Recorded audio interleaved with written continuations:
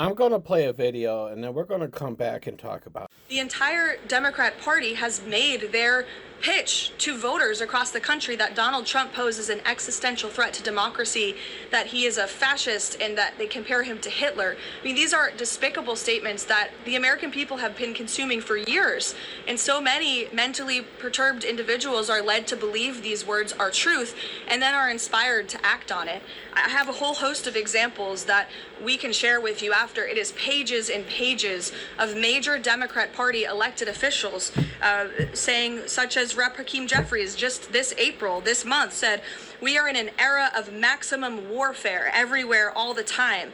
Governor Josh Shapiro said heads need to roll within the administration. Senator Alex Padilla said people are, quote, dying because of fear and terror caused by the Trump administration. Senator Elizabeth Warren, President Trump is making the country look like a, quote, fascist state. Senator Adam Schiff saying President Trump using a dictator playbook. Senator Ed Markey calling President Trump a dictator, saying that this administration's actions are authoritarianism on steroids. So Caroline Leavitt is going after Democrats, calling out their, quote, despicable rhetoric after the White House Correspondents' Center shooting. I'm sorry, what? If we're going to talk about who's fueling violent, hateful rhetoric in this country, look no further than your boss. So if we want to talk about rhetoric, I thought we should take a look at some of the words that Donald Trump has used to describe the left and Democrats. And these are just some examples of the words that he's used to describe them.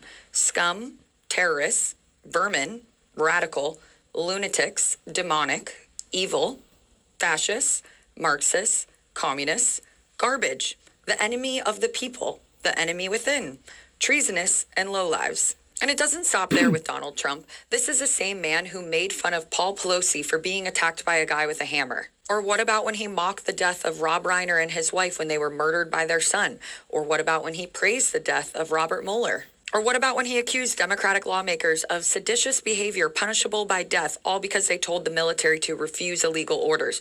Or there was that video that he posted of him dumping literal shit on his political opponents. Nobody's words matter more than the president's, and the man with the biggest megaphone in the world consistently vilifies his opponents, downplays violence against them, and even celebrates their deaths. But let's be clear, Democrats are not responsible for what happened at the White House Correspondents' Center, nor are they responsible for any attack against the president. Criticizing the president is not inciting violence. It's a basic right. Continue to call out Donald Trump and what he's doing to this country every single day. Exactly right. Trump sits there and tells Haitians that they're eating cats and dogs. He sat there and made fun of Paul Pelosi, and his supporters attacked Paul Pelosi. Trump sat there when 5 Democrats reminded the military that they have to follow lawful orders and not unlawful orders. That Trump sat there and advocated for those Democrats to get the death penalty. They are the first ones that will sit there and put out political violence. But when we fight back, we're wrong. Bad for us, but it's good for them. And KKK Airline, she could shove that rhetoric right up her ass. When Joe Biden was the president from January 20th, 2021 to January 20th, 2025, for 4 years, all we heard about from Trump supporters was them talking about Trump. Sorry, not Trump, but Biden. They sat there and talked about Biden. Why? Because he was the president. But we're not allowed to talk about Trump since he's the president? So what it sounds like is Republicans can talk about Democrats, but Democrats are not allowed to talk about Republicans.